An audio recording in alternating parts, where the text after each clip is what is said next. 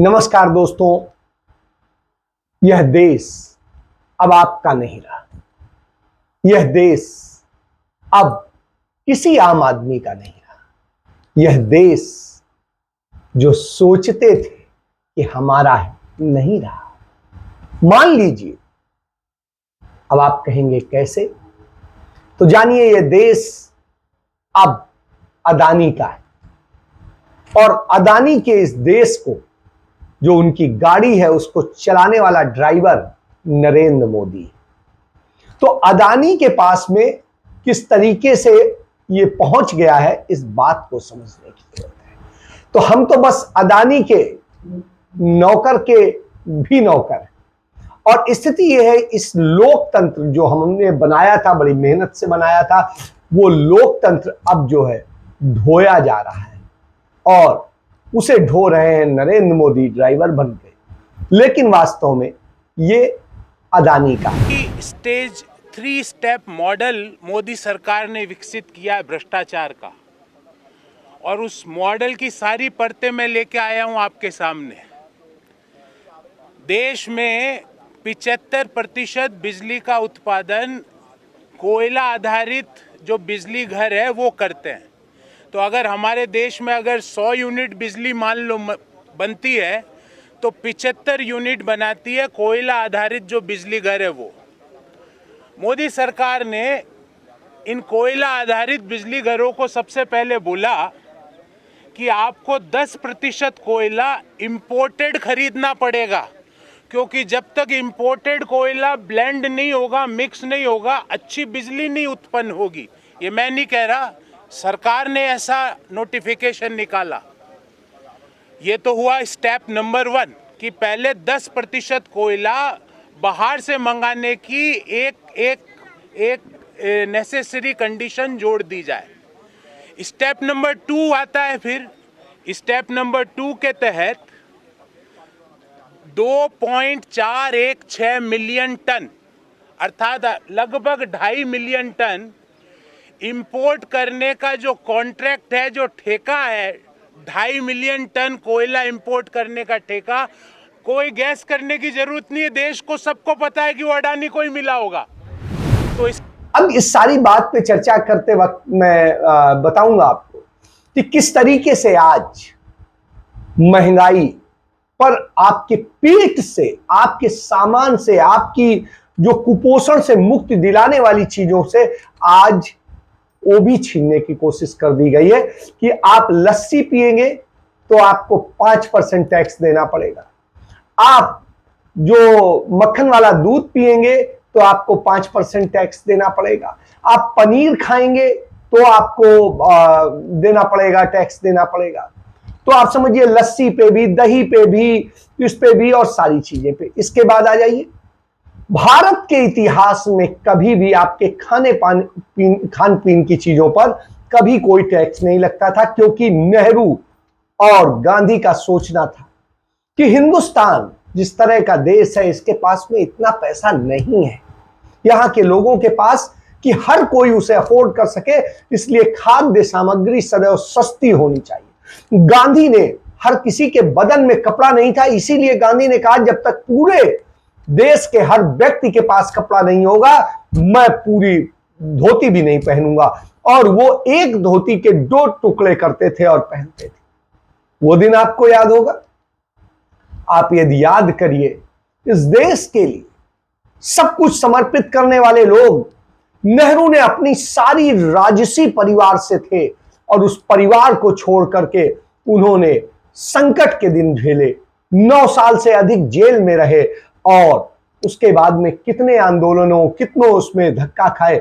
और उसके बाद में जब देश की आजादी के बाद में उन्होंने देश की अर्थव्यवस्था को बनाया, तो उन्होंने कहा कि नहीं, हम इसे कैपिटलिस्ट नहीं बनाएंगे, यानी पूंजीवादी नहीं बनाएंगे कि पूंजीवादी सब कुछ चलाएं और पूंजीवादी मालिक बन जाए। नहीं, इसमें हम पूंजीवाद को भी जगह देंगे, लेकिन इसमें हम आम आदमी को, आम जन को जगह देंगे। और वो आम जन कौन? आप और हम। उसके हिसाब से नीति बनाएंगे और ऐसे बनाएंगे कि पूंजीवादियों को कहेंगे आप कमाइए, लेकिन उस कमाई से बड़ा हिस्सा आप हमें दीजिए, जिससे हम इन लोगों के जीवन के यापन में मदद कर सकें। इसे दुनिया में एक बहुत बड़ी नजीर माना गया, क्योंकि कुछ देश पूरी तरह समाजवादी थे और कुछ देश पूरी तरीके से पूंजीवादी थे। नेहरू की यही मिश्रित अर्थव्यवस्था, इसे कहते हैं नेहरू इकोनॉमी। तो जो कैपिटल सोशियो इकोनॉमी थी, वो नेहरू ने लॉन्च की, और उसके जरिए था कि बड़े जो कमाएंगे उससे हम पैसा लेंगे और छोटों को मदद करेंगे, जिससे दोनों खड़े हो, वो भी नीचे से ऊपर आए और वो भी उस तरह बढ़े, लेकिन इतना ना बढ़ जाए कि खाई बिल्कुल वो ना हो। आज स्थिति क्या है? आज हिंदुस्तान के 0.01% के पास में इस देश का 52% संपत्तियां हैं, एसेट है, पैसा है, और 130-40 जो भी करोड़ आबादी है उसके पास में जो है 48% में सारा सब कुछ। तो इस देश को इतना मालिक बना दिया। और आप कहेंगे कि ये तो बहुत नहीं, बहुत पहले से नहीं है। 2014 का ये भी भारत सरकार का डाटा है, और 2014 का भी भारत सरकार का डाटा है, और वो भी नरेंद्र मोदी सरकार के ही समय में जो डाटा आया था, मैं उसी की बात करता हूं, जब 14-15 के वित्तीय सेशन में उनका आया था। और उसमें जो आया था, उसमें इस देश के 1% के पास में 22% एसेट था, सिर्फ 22%, और वो भी 1% के पास। 1% मतलब हो गया 100 करोड़, मतलब 1 करोड़। और यदि आप 130 मानेंगे तो मतलब 1.25 करोड़ लोगों के पास में इतना था। लेकिन आज किनके पास? आज सिर्फ 100 लोगों के पास, इस देश के सिर्फ 100 पूंजीपति हैं जिनके पास इस देश का 52% सब कुछ। तो आप समझिए, आपकी लस्सी, दही और ये सब जो खाते हैं, इस पे तो हो ही गया। चावल खाएंगे, गेहूं खाएंगे, रोई खाएंगे, बरली खाएंगे और ओट खाएंगे, इन सब पर भी 5% हो गया है। और इसके अलावा आप कोई ऐसी चीज नहीं, आप शहद खाएंगे, आप नेचुरल जो चीजें हैं, हॉस्पिटल में यदि रूम आपने कराया, आप बीमार हुए, भगवान न करे हो, तो उस पर भी आपको देना पड़ेगा। इसके अलावा होटल में तो चलिए पहले भी नहीं था कि आप होटल में जो रूम 1000 रुपए तक का वो कराते नहीं होता। अब क्या स्थिति, उस पर 12% हो गया है। सोलर हीटर और ये लगा लेते थे आप सौर ऊर्जा से, चूंकि सौर ऊर्जा भाई कहीं पर भी किसी और नहीं, उस पर 18% हो गया है। इसके बाद में बैंक के जो चेक होते थे, वो तो आपका खाता है, आप चेक दे रहे हैं और ये आपका अधिकार था। तो इस पर जो है 0% था, ये भी 18% हो गया। मतलब आप अपने पैसे से भी देंगे तो यह स्थिति होगी। अब आप इसकी पूरी गणित समझ लीजिए है क्या असल में। असलियत में यह है कि कोरोना महामारी में एक तरफ जहां 50 करोड़ से ज्यादा लोग गरीबी में ढकेल गए और लोग बर्बादी में चले गए, ये भारत सरकार का आंकड़ा है, और दूसरी तरफ पूंजीवाद का एक नया क्रूर, जिसे कहेंगे क्रूर वर्ल्ड ऑर्डर हो गया, वो आ गया। और इसके 2 हिस्से, एक आप पूरी दुनिया के हिसाब से देख रही है, एक चीन और रूस का आर्थिक उपनिवेशवाद है, जो पैसे और को पैसा या जंग से दुनिया को जीतना चाहता है। दूसरा है अमेरिकी पूंजीवाद। तो जो दूसरा वाला है, वो गरीबों के पेट पर लात मारकर, उन्हें लूटकर, जान लेकर पूंजीवादी सत्ता को स्थापित कराने के लिए काम करता है। हम उसी दिशा में बढ़ गए हैं। आपको याद होगा पिछले गुरुवार को, जब जो मुंद्रा पोर्ट से आपको तमाम सारी ड्रग बरामद हुई थी और हजारों करोड़ की, और उसके बाद में उससे पता चला था वो किस तरीके से क्या कनेक्शन है, लेकिन उन कनेक्शंस की जांच नहीं होती।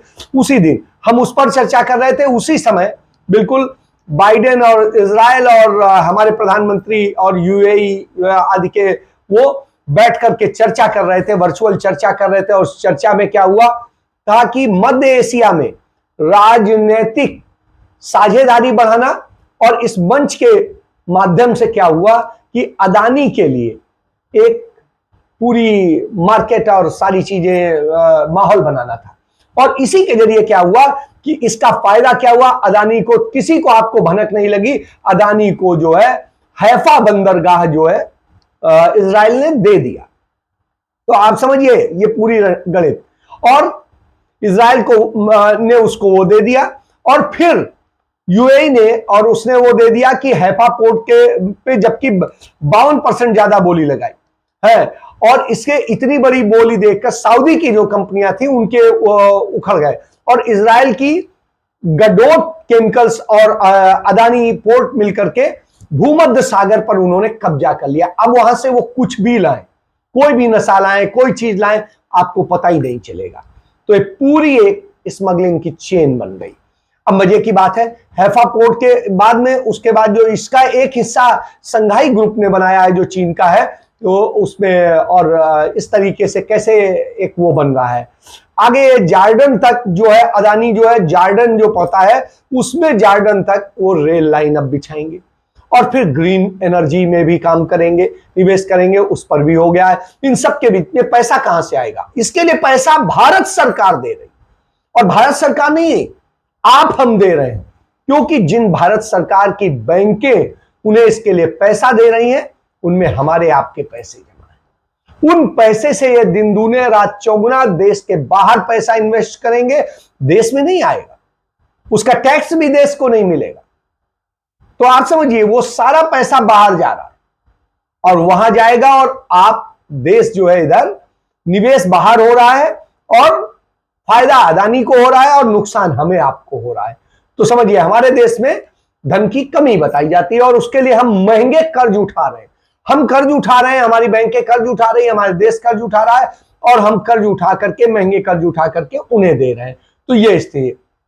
अब इन सबके बीच हिंदुस्तान कहां है, भारत कहां है? तो पता चला भारत तो सब कुछ बिक चुका है, और अब अदानी ही भारत। तो अदानी ही जब भारत होंगे तो यही होता है, और यही इनकी इकोनॉमी है। और इस इकोनॉमी को कायदे से आप समझिए, ये वही स्थिति कि हम जब दावा करते हैं कि दुनिया की सबसे तेज बढ़ती हुई अर्थव्यवस्था, कैसे, तो दुनिया की सबसे बढ़ती हुई तेज अर्थव्यवस्था का हाल क्या है कि हमारा प्रति व्यक्ति आय में हम दुनिया के सबसे पीछे देशों में 164वें नंबर पे पहुंच गए। मतलब आपकी आमदनी घट गई, हमारी आमदनी घट गई, हम सबकी घट गई, हमारे पैसे खत्म हो गए, या हमारे पैसे बैंकों में बढ़ नहीं पा रहे हैं, या दूसरी जगह जहां भी हमने लगाए नहीं बढ़ पा रहे। लेकिन अदानी अंबानी की पूरी अर्थव्यवस्था एकदम से उछल गई। जो हिंदुस्तान के टॉप 100 में भी नहीं होते थे 2010 में, वो आज दुनिया का 5वां सबसे अमीर व्यक्ति बन गया। तो यह है किसकी कृपा है, आप समझिए। तो इसके बाद में जो बढ़ती हुई अर्थव्यवस्था है, जो हमारी दुनिया की हम तीसरी सबसे बड़ी अर्थव्यवस्था थे, आज हम आके धड़ाम पे गिर पड़े, और स्थिति यह है कि हमारी अर्थव्यवस्था चौपट हो गई। हम हर चीज धीरे धीरे बेच रहे हैं, और बेचते चले जा रहे हैं, अब बैंकें भी बिकने वाली हैं। तो ये सब स्थितियों में जब अर्थव्यवस्था चौपट हो रही हो, तो आपको सोचना पड़ेगा। तो आपको एक और चीज जानना पड़ेगी कि घरेलू बजट जैसे बढ़ गया, तमाम तरह की सांख्यिकी है, और तमाम सारी चीजें महंगी, खाने पीने की चीजें हो, दूसरी चीजें हो, किताबें हो, बच्चों को पढ़ने के लिए कॉफी हो, कटर हो, ड्राइंग हो, कलर हो, इन पे 18% जीएसटी लग गया है। मतलब आप पढ़िए नहीं, और पढ़ेंगे तो उस पर भी। पहले क्या होता था, आप अच्छा पढ़ते हैं तो सरकार आपको पैसा देती थी, आपको पढ़ा के काबिल बनाती थी, और कहती थी आप हिंदुस्तान में भी काम करिए और हिंदुस्तान के बाहर जाइए, जिससे आप हमारे ब्रांड एम्बेसडर होंगे, और वहां आप रहेंगे तो आप हमारे लिए हित की जो है पॉलिसीज बनाने में मदद करें। आज क्या स्थिति है? आज हम बाहर तो भेजने की स्थिति में नहीं है, अपने यहां पर भी हम आपको पढ़ने नहीं देना चाहते हैं, इसलिए हम 18% कि आप कॉपी, किताब और रबर और ये जो भी कुछ है सब पे 18% टैक्स दीजिए और मस्त रहिए, बोलिए वाह मोदी जी वाह। अब आप सुन लिए, तो गौतम अदानी दुनिया के चौथे अब सबसे अमीर व्यक्ति बन गए। अभी अभी का डाटा है, जो 5वें सबसे अमीर थे अब चौथे हो गए, और जब चौथे हो गए हो तो आपको सोचना पड़ेगा आपका खाना छिन गया, आपकी दूसरी चीजें छिन गई, लेकिन उनकी स्थिति जो है बेहतरीन। एक और चीज का जिक्र करूंगा, हिटलर के पहले जो वित्त मंत्री थे वो अल्फ्रेड सोन, तो उनके बारे में जो पूरा है, उन्होंने लिखा कि डार की नियुक्ति का तीसरा कारण उसको जानने वाले उद्योगपतियों में औद्योगिक मामलों में उसके घोर अज्ञानी के तौर पर वो विख्यात थे, और उनका मुकाबला सिर्फ सभी मामलों में उनकी बहुत ज्यादा बड़ी मूर्खताओं से ही होता था। अतः उन्हें पूरी आशा थी कि वह बिना कुछ बूझे समझे उद्योगपतियों के हाथ में खेलेंगे और कुशल औजार सिद्ध होंगे। मैक्स हान ने उनके बारे में जो कहा वो है कि वो तो इतना बेवकूफ है कि हमारी नीतियां लागू भी करेगा और उसे पता भी नहीं चलेगा कि कर क्या रहा है। संक्षेप में कहें तो डार एक आदर्श नाजी था, और इतना आदर्श नाजी जैसे आज हमारे देश में नाजी का वो हो रहा है, और किस तरीके से सारी चीजें गिराई जा रही हैं, करी जा रही हैं। इन सब चीजों को जब आप देखेंगे तो आपको पता चलेगा कि हिंदुस्तान आखिर जा कहां रहा है, क्योंकि हिंदुस्तान के बारे में सोचने वाला कोई बचा ही नहीं है। तो जब हिंदुस्तान के बारे में सोचने वाला ना बचा हो तो चिंता होती है। अब आप कहेंगे आप क्यों चिंता कर रहे हैं? क्योंकि हमारा देश है। अब हम आपको जैसे बता चुके हैं कि अस्पतालों में कमरे लेंगे तो 5% देना पड़ेगा। इसके बाद में हॉस्पिटल में के अलावा जाएंगे, स्टेशनरी लेंगे तो 18% देना होगा। इसके बाद में जिस तरीके से है स्टेशनरी के बाद में स्थिति है, सोलर वाटर हीटर लेंगे तो 12% देना होगा। इसके बाद आप देखिए, यदि आप जो है 100 भी घर में आपके यहाँ किसी का निधन हो जाता है और उसे जाते हैं तो 100 जलाएंगे जाके 100 गृह में भी, तो वहां पर भी 18% आपको टैक्स देना पड़ेगा। और स्थिति ये है कि आपके खाने पीने में तो सब कुछ देना ही पड़ेगा। तो ये सब पैसा जिस तरीके से वसूला जा रहा है, जिस तरीके से किया जा रहा है, और उन सब के बाद में क्या है, असल में विपक्ष को इतना कुचल दो कि वो आपके खिलाफ मतलब आवाज न उठा पाए, और जब वो आवाज न उठा पाए तो आप जो चाहो मन चाहे पूरी तरीके से रौंद दो। यही वजह है कि हमारे चीफ जस्टिस ऑफ इंडिया ने कल परसों जो बात कही वो बहुत महत्वपूर्ण है कि विपक्ष को कुचलकर राज करना देश के लिए खतरनाक है। और यह बात चीफ जस्टिस ऑफ इंडिया ने कही जब हमारे लोकतंत्र को लेकर के चर्चा हो रही थी। तो यह संसदीय लोकतंत्र की स्थिति यह है कि किस तरीके से आप मारते हैं, किस तरीके से विपक्ष को कुचलते हैं, कभी ईडी के जरिए, कभी डंडे के जरिए, कभी पुलिस के जरिए, कभी इनकम टैक्स के जरिए, और कभी किसी और चीज के लिए। अब आप समझिए, दूसरी तरफ आप जनता को दे क्या रहे हैं? रोजगार आप दे नहीं सकते। रोजगार मांगने पर आपको जेल भेजा जाता है। रोजगार मांगने पर आपको भारत में जो है रोजगार मांगना आपके लिए पूरी तरीके से एक सबसे गंदा काम हो गया है। तो आप समझो, आपसे सवाल उठाओ, आपसे रोजगार मांगो, आपसे शांतिपूर्ण वो करो तो आप ना प्रदर्शन कर सकते हैं, ना कुछ कर सकते हैं। और संसद में भी अब आप बोल नहीं सकते, क्योंकि उन सारे शब्दों पर आपने प्रतिबंध लगा दिया है। धरना प्रदर्शन संसद में भी, परिसर में नहीं कर सकते। और आपको मैं पहले ही बता चुका हूं कि किस तरीके से पहले क्या था। पहले होता था रिक्वेस्टेड शब्द कहा जाता था कि मेंबर्स से रिक्वेस्ट है कि वो सदन के अंदर नहीं करेंगे। अब पूरे संसद परिसर में आप कोई विरोध प्रदर्शन नहीं करेंगे, धरना नहीं देंगे।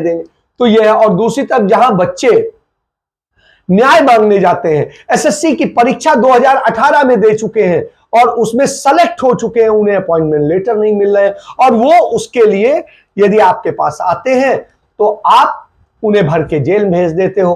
तो साहब ये दशा जब हो तो आप क्या कहेंगे?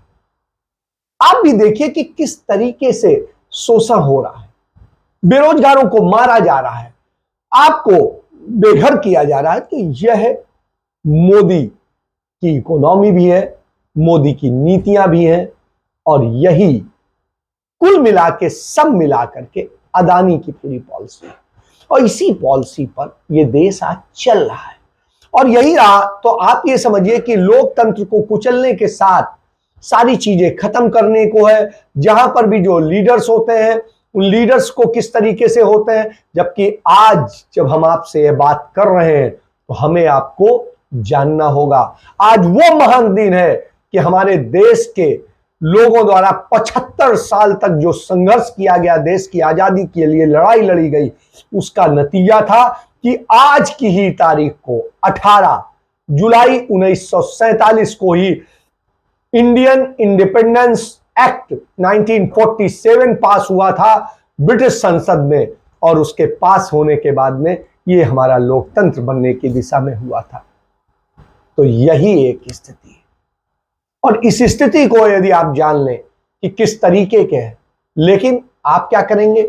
सत्य और अहिंसा के रास्ते आपको पसंद नहीं है, देश और समाज को आगे बढ़ाने के रास्ते आपको पसंद नहीं है, आम जन के विकास के रास्ते आपको पसंद नहीं है, आप तो सिर्फ कुछ पूंजीपतियों का विकास चाहते हैं, कुछ लोगों के लिए चाहते हैं और उसके लिए करते हैं। तभी आपको 410 रुपया का गैस सिलेंडर महंगा लगता था और अब करीब तकरीबन 1100 रुपए का सिलेंडर सस्ता लगता है। तब आपको 60 रुपया का पेट्रोल महंगा लगता था, आज आपको 100 रुपया का पेट्रोल सस्ता लगता है। तब आपको 40-50 रुपए का डीजल महंगा लगता था, आज आपको 90 रुपए का 100 रुपए का डीजल सस्ता लगता है। और तब आपको दूध पनीर सब कुछ 30 रुपए का महंगा लगता था, आज आपको 60 रुपए का सस्ता लगता है। सोचना आप। और इस स्थिति में आप क्या खाएंगे, आपके बच्चों का पोषण कैसे होगा, आपकी पढ़ाई बच्चों की कैसे होगी, बेटी बचाओ बेटी पढ़ाओ कैसे होगा, क्योंकि सुकन्या में भी जो आपने पैसे जमा किए थे अब उस पर भी ब्याज कम कर दिया गया है। और अभी तो बहुत कुछ कम होना है। अभी तो आप देखिए क्या हो रहा है कि श्रीलंका में 10-10 दिन लाइन लग रही है पेट्रोल के लिए, लोग खड़े हैं लंबी लाइनें लगाए, रोज लगा के अपनी गाड़ियां छोड़ के घर चले जाते हैं और फिर आ जाते हैं। तो आप ये समझिए तो ये स्थितियां आने वाली हैं और इस दिशा में ही आप जा रहे हैं। फैसला आपका है, आपको क्या करना है, आपने ही चुना है, आप जाने। इसके साथ मैं चर्चा समाप्त करता हूं। जय हिंद, जय भारत, वंदे मातरम।